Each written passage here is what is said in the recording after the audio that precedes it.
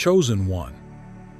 There is a reason you have always felt different, and it begins with a question that has followed you since childhood. Why do I feel like I don't belong here? You may have carried an unexplainable heaviness in your chest, a quiet loneliness that appears even when you are surrounded by others. No matter how much you try to fit into this world, something inside you knows this place was never fully home. You've likely wondered if something was wrong with you, if you were broken, disconnected, or missing something everyone else seemed to have. But that ache you feel is not confusion, and it is not weakness. It is the echo of a truth you have not yet consciously remembered. In today's video, we are going to bring clarity to that lifelong feeling you could never put into words. You will begin to understand why your sensitivity runs deeper, why your awareness feels sharper, and why life has often felt heavier for you than for others. What you have been experiencing is recognition without memory, the knowing of something ancient without access to its source. You did not imagine this. You did not invent it. You are remembering who you are beneath the conditioning, the distractions, and the deliberate attempts to keep you asleep. This video will help you reconnect with the truth that has been quietly calling you from within. By the end of this video, you will no longer see yourself as lost or misplaced. You will understand that you are not here by accident, and you are not like the others for a reason. You are an incarnated angel, a celestial being who chose human form to fulfill a precise mission on Earth. Forces that thrive on unconsciousness have worked relentlessly to erase this memory before you could awaken to it. This is not metaphor, symbolism, or fantasy. This is remembrance. And once remembered, everything you have endured begins to make sense. Stay with me until the end, because what you are about to recall may change how you see your life, your purpose, and yourself forever. If these words resonate with you, it's no coincidence. Subscribe to the channel and follow now, because the messages here aren't for everyone, they're for those who are awakening. Your presence here is part of the remembrance. And now, listen deeply, because the story about to be revealed doesn't begin today, doesn't begin in this lifetime. It begins the moment your soul accepts to enter a human form. Section 1.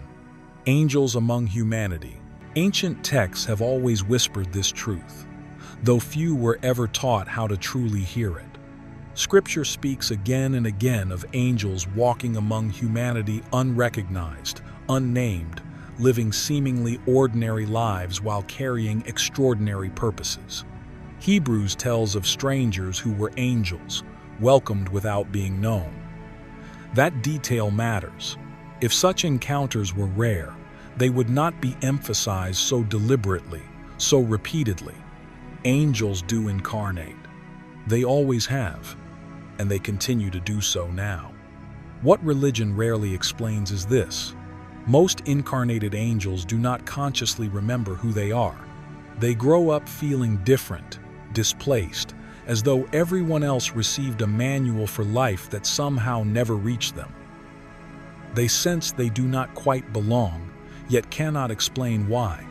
This is not a flaw in the design. It is the design. The forgetting was intentional. Your memory was sealed for protection. Had you known too early, you would not have survived long enough to fulfill what you came here to do. Awareness would have made you a target before you were strong enough to stand. The veil was not placed as punishment, it was placed as preservation. What feels like confusion is often camouflage. What feels like delay is often divine timing. And what feels like being lost is, in truth, the quiet preparation of something far greater than you were ever taught to expect. Before we move forward, take a moment to feel what this section stirred within you. If something resonated, if these words echoed an experience you've never quite had language for, pause here. This is where recognition begins, not through proof, but through inner knowing. Let this land gently. And if you feel called, Support this message by liking the video, sharing it with someone who might need it, or leaving a comment with your reflections. You can also simply type "I remember in divine timing" as an affirmation of trust in your own unfolding. When you're ready, we'll move into the next section, where the veil begins to thin even further. Section 2. The 7 signs of an incarnated angel. The first sign is existential loneliness. This is not social isolation or a lack of connection. It is a quiet, persistent emptiness that remains even when you are surrounded by love. You may feel a longing for a place you cannot name, a sense of homesickness for something beyond memory, yet deeply familiar. No relationship or achievement fully fills it, because what you miss was never earthly to begin with. The second sign is overwhelming empathy. You do not merely understand emotions, you absorb them.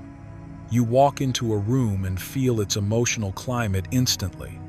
Crowds drain you, not because you dislike people, but because you unconsciously carry their emotional weight. Joy, grief, anxiety, and tension pass through your nervous system as if they were your own. The third sign is inexplicable rejection. Certain people may react to you with discomfort, defensiveness, or hostility without any clear reason. You did nothing wrong. Your presence simply mirrors truths they are not ready to face. Your energy exposes shadows, and for some, that exposure feels threatening. The fourth sign is a deep intolerance for falseness. You cannot pretend, perform, or maintain masks for long. Small talk exhausts you. Artificial roles feel suffocating. You would rather stand alone in truth than be surrounded by approval built on dishonesty. Authenticity is not a preference for you, it is a necessity. The fifth sign is spontaneous spiritual ability. Your intuition is sharp without effort. Your presence feels calming or healing to others. Animals trust you instinctively, and nature seems to respond to you as if it recognizes you. These are not skills you studied or practiced. They feel remembered, as though they were always part of you. The sixth sign is intensified opposition. Life may seem to collapse just before major breakthroughs. Sudden losses, obstacles, or disruptions appear at critical moments. This is not random misfortune. The resistance you encounter often mirrors the scale of what you are here to bring. The greater the mission, the stronger the pressure. The seventh sign is homesickness for heaven. It is a nostalgia without an object, a yearning that cannot be explained by circumstances. On a cellular level, you remember other dimensions, other states of being. This is not depression or dissatisfaction with life. It is remembrance your soul, recognizing that this world, while meaningful, is not where it began. Section 3. Why you chose this world. You did not stumble into this life by accident. You volunteered. Earth is moving through a decisive evolutionary threshold, a moment where humanity stands poised between expansion and collapse. This choice is not being made somewhere in distant celestial realms or abstract dimensions. It is being made here, through lived experience, through embodied presence, through consciousness anchored in form. Most humans cannot yet sustain higher frequencies on their own. The density is heavy. The conditioning is deep. The systems are loud. What this world requires are anchors, beings capable of holding light steady inside environments that resist it. Beings who can translate higher awareness into human reality without escaping it. You came from realms of peace, coherence, and clarity. You agreed to forget who you were. You accepted limitation, separation, and the narrowing of perception. You consented to pain, rejection, betrayal, and long stretches of solitude, not as punishment, but as initiation. Not because you were fragile, but because you were strong enough to endure contrast without losing your essence. You did not arrive seeking comfort or ease. You came to alchemize density into consciousness. You came to stabilize light where it flickers most. You came because transformation required presence, not distance. This world is difficult because it matters. And you are here because you do too. Before we move forward, take a moment to let this truth settle not just in your mind, but in your body. If something in this message resonated, it's because your soul recognizes itself in these words. Reflection is part of remembrance. You don't need to analyze it or explain it, just notice what stirred, what softened, what felt familiar. If you feel called, leave a comment sharing what choosing this world means to you, or simply type, "I chose this life with purpose," as an affirmation of your presence here. Your awareness, your witness, and your voice are part of the activation that carries us into the next layer of this journey. Section 4. Lucifer and the reason you are targeted. Lucifer was once an angel, radiant, powerful, and intimately close to the source of creation. His fall was not the result of exile or punishment imposed from above. It was a choice, a deliberate turning away. He chose pride over service, dominion over devotion, elevation of self over alignment with the whole. And when he fell, he did not fall alone. Others followed, seduced by the same illusion of supremacy. What fuels his hostility toward you is not random cruelty or chaos for its own sake. It is envy, ancient, unresolved, and searing. You chose the very path he refused.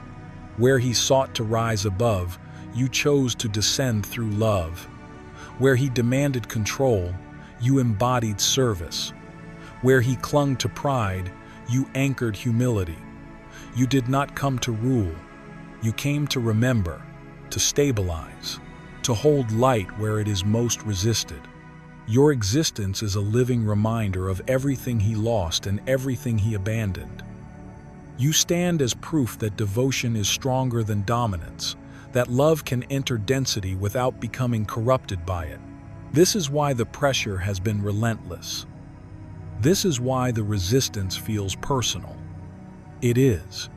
He understands something most humans do not.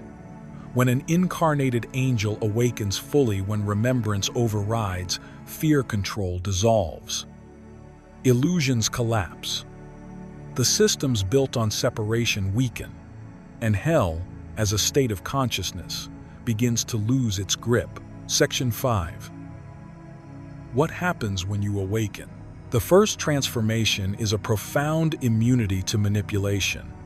What once drained you, confused you, or quietly pulled at your energy can no longer reach you. Darkness no longer sticks. Lower frequencies may still exist around you, but they cannot attach to an elevated state that has learned how to hold its own center. You stop reacting, stop absorbing, and begin moving through life with energetic sovereignty. The second transformation is clarity of mission. The fog that once surrounded your purpose begins to lift. Confusion dissolves not because every answer suddenly appears, but because uncertainty no longer paralyzes you. You may not see the entire road ahead, but the next step becomes undeniable. You feel it in your body, in your timing, in the quiet certainty that guides your decisions forward. The third transformation is magnetic alignment. Life starts responding to you differently. The right people arrive with almost impossible precision, as though guided by an intelligence beyond coincidence. At the same time, the wrong connections fall away. Sometimes this happens gently, sometimes painfully, but always necessarily. What cannot meet you at your frequency naturally releases. The fourth transformation is the activation of dormant gifts. What once felt like intuition sharpens into knowing. Empathy deepens into healing presence. Connection expands beyond words and becomes communion, a felt exchange of truth, awareness, and resonance. These abilities were never learned, they were remembered. The fifth transformation is sacred solitude. You no longer fear being alone. Solitude is no longer isolation or punishment, but alignment. Time with yourself becomes nourishing, restorative, and clarifying. In stillness, you hear yourself again, and that voice becomes trustworthy. The sixth transformation is unshakable peace. The external world may remain chaotic, unpredictable, even loud, but internally you stay anchored. This is not numbness or withdrawal. It is centered awareness. You feel fully, care deeply, and engage consciously without losing yourself to the storm. Before we move forward, take a moment to pause and feel what just landed. These transformations are not abstract ideas, they are lived experiences, subtle shifts you may already recognize in your own life. If any part of this resonated with you, let it settle. Acknowledge how far you've come, even if the journey still feels unfinished. If you feel called, gently support this work by liking the video and share your reflections in the comments so others walking this path know they're not alone. Or, if words feel unnecessary right now, simply type, "I recognize my awakening," as a quiet affirmation of what is unfolding within you. When you're ready, let's continue into what comes next. Section 6. The responsibilities of remembering. Awakening is not a passive realization, it is a calling that carries weight, clarity, and responsibility. Once you remember who you are asked to live in radical authenticity. You are no longer permitted to shrink yourself, soften your truth, or dim your light to make others comfortable. Your frequency is not negotiable, and your integrity is not up for compromise. You do not awaken to blend in, you awaken to stand fully in what is true, even when it disrupts fragile egos or unsettles familiar dynamics. This path also demands a new relationship with service. You are here to help, yes, but never at the cost of your own well-being. True service does not require self-destruction, martyrdom, or emotional abandonment. Balance is sacred. Rest is sacred. Boundaries are sacred. You cannot pour light into the world from an empty vessel, and you are not meant to burn yourself out in the name of compassion. Your presence heals most powerfully when you remain whole. With remembrance comes fierce discernment. Not everyone is meant to be saved, healed, or awakened by you. Some souls have consciously chosen darkness as part of their curriculum, and it is not your role to interfere with lessons they must face on their own. Wisdom is knowing when to offer light and when to step back without guilt. Discernment is not cruelty, it is respect for free will and divine timing. Perhaps the greatest responsibility of all is learning to sustain light without recognition. Much of what you do will go unnoticed, uncelebrated, and unseen by the world. There will be no applause, no public validation, no guarantees of acknowledgement. Your reward is not praise, it is alignment. It is the quiet knowing that you are living in truth, anchored in purpose, and in harmony with what you came here to be. Now you understand why this world has always felt slightly out of alignment with your soul. Why belonging seemed conditional, fleeting, or incomplete. Why even in love, even in moments of connection, a quiet loneliness remained. It was never because something was wrong with you. It was because you were never meant to fully blend into a system that was not built to hold your frequency. You are not a human who accidentally wandered into spirituality. You are an incarnated angel moving through hostile terrain, carrying light into density, memory into forgetting, truth into distortion. The resistance you encountered at every major turning point was not punishment or failure, it was confirmation. Opposition only arises when something threatens the existing order, and your presence has always done exactly that. Every attack you survived strengthened your discernment. Every setback refined your awareness. Every moment you thought you were breaking was actually an activation preparing you to remember who you are. You have been protected in ways you could not yet see, guided through delays that saved your life, shielded until the timing was right. And now, that timing has arrived. The awakening is no longer isolated. The network is forming. Across the planet, others like you are remembering at the same moment, feeling the same internal shift, receiving the same quiet confirmation. And when you encounter them, there will be no need for explanation. Recognition will be instant, familiar, sacred, a knowing beyond words. You are not alone anymore. You never truly were. If this truth resonates in the deepest part of your being, leave a comment that clearly states, "I remember who I am." And if you feel aligned with this activation, write 777 inches the comments not as proof, but as resonance, as a signal, as a quiet yes from your soul.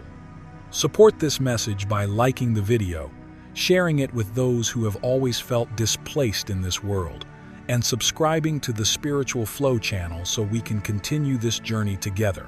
Incarnated angels must find one another. When we do, the light stabilizes, the mission strengthens, and the remembrance accelerates.